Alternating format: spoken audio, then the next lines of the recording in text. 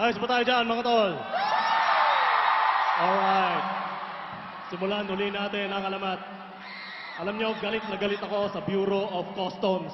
Kasi dumating yung balikbayan box ng AirPods ko. Sabi ko, nasa ng bangkay ni Lola.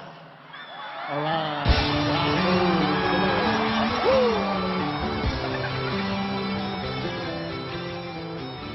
Alam nyo, binilhan ko ng nakaw na cellphone ang aking number 2. Total, nakaw din ang pag-ibig namin. Alright!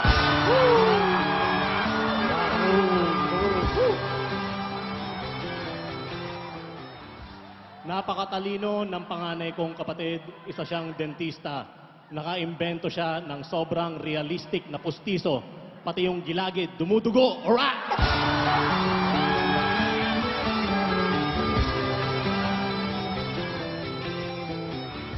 Alam nyo, ang sinaunang riding in tandem ay yung nung panahon ng Katipunan.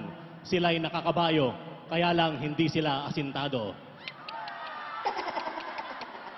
General, di ko matamaan si Bonnie.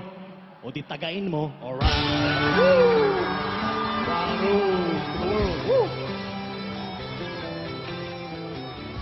Alam nyo, marami rin nagsasabi, sana dumami pa ang katulad mo.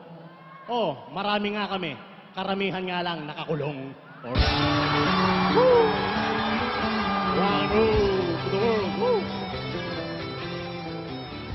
Napipikon ako sa aking girlfriend dahil lagi siyang nagsusuot ng maiksing palda. Lagi siyang nakikitaan ng panty. So simula ngayon, nagbibrief na siya. Alright!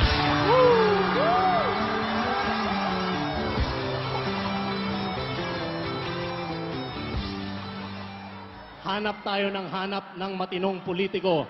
Mahirap yan. Sing hirap ng paghahanap ng matinong taxi driver. Ha? Plus 50, tatakbo kang mayor. Alright!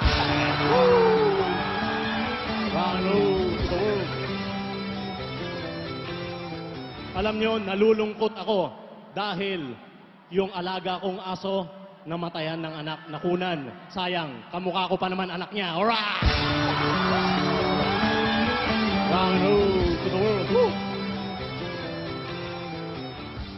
Alam nyo, isa akong kuripot. One time, merong riot sa bar. May papaluin sana ako ng bote ng beer. Pero naisip ko, wow! Sayang, may deposito. Alright! Thank you. Thank you very much.